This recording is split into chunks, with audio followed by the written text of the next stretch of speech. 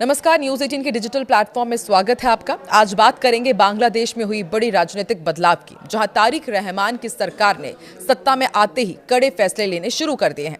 बांग्लादेश में हाल ही में संसदीय चुनाव हुए हैं, उसके बाद बीएनपी की प्रचंड जीत हुई है, नई सरकार ने सत्ता संभाला है। इसके साथ ही प्रधानमंत्री के रूप में तारिक रहमान ने शपथ ली है, जो 17 साल के निर्वासन के बाद सत्ता में लौटे हैं। लेकिन सत्ता में आते ही सरकार ने घोषणा की है कि देश में अब भीड़ तंत्र को कतई बर्दाश्त नहीं किया जाएगा। मॉब कल्चर और अनुशासनहीन प्रदर्शनों पर पूरी नकेल कसी जाएगी।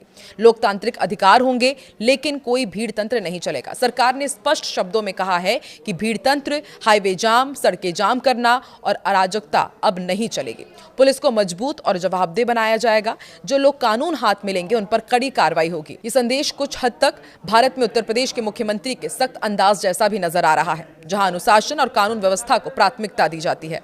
साथ ही यह भी कहा जा रहा है कि सरकार अल्पसंख्यक, खासकर हिंदू और बौद्ध समुदायों की सुरक्षा सुनिश्चित करेंगी और सभी नागरिकों को समान अधिकार मिलेगा। बीते महीनों में हमने देखा है कि अल्पसंख्यक, खास तौर पर हिंदुओं के खिलाफ हमले और हाल ही की राजनीति ने यह विषय को और भी महत्वपूर्ण बना दिया था। बांग्लादेश नेशनलिस्ट पार्टी यानी कि बीएनपी की सरकार में सबसे सीनियर मंत्री मिर्जा फखरुल इस्लाम आलमगीर ने कानून व्यवस्था को सरकार की 3 सबसे बड़ी प्राथमिकताओं में शामिल बताया है और साफ कहा कि प्रशासन मॉब हिंसा को खत्म करने के लिए ठोस कदम उठाएगा। जब उनसे पूछा गया कि क्या नई सरकार इस पर सख्ती दिखाएगी, तो उनका सीधा जवाब था बिल्कुल। आलमगीर न केवल पार्टी के सेक्रेटरी जनरल हैं, बल्कि उन्हें लोकल गवर्नमेंट मिनिस्ट्री का चार्ज भी दिया गया है। उन्होंने कहा है कि हमें कानून व्यवस्था की स्थिति को बेहतर बनाना ही होगा, चाहे हालात कितने भी खराब क्यों ना हो गए हों। हाल ही के महीनों में बांग्लादेश में मॉब लिंचिंग और भीड़ हिंसा के कई मामले सामने आए हैं। रिपोर्ट्स के मुताबिक इनमें ज्यादातर मामलों में हिंदू समुदाय के लोगों को निशाना बनाया गया। ये घटनाएं उस दौरान बढ़ी जब देश में अंतरिम शासन चल रहा था, जिसकी अगुवाई मोहम्मद यूनुस कर रहे थे। 5 अगस्त 2024 को हिंसक छात्र आंदोलन के बाद तत्कालीन प्रधानमंत्री शेख हसीना की सरकार गिर गई थी। उसके बाद से देश में मॉब हिंसा, एक्स्ट्रा जुडिशियल हत्याओं और अल्पसंख्यकों पर हमलों की घटनाओं में बढ़ोतरी देखी गई।